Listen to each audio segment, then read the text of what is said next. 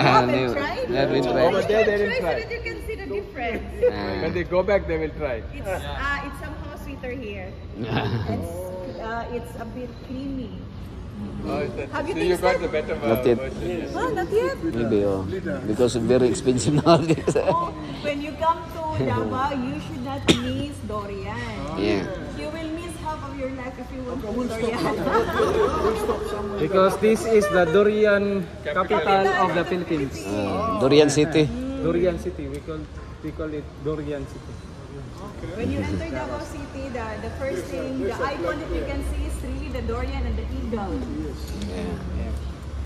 Well, So, okay, so you just tell whoever So, is your finance to drop you at somewhere in Magsaysay to taste durian.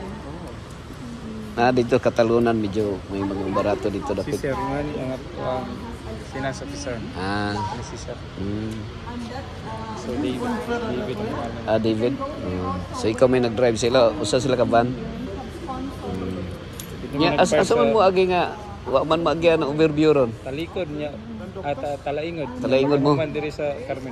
Carmen mo lusod. Pati layo ato no. Layo kayo ang Carmen. Mas dool ang talaingod. Layo kayo ang Carmen. So naka-overnight mo kuan. Nag-overnight sila Mandilyo. sa Inviso.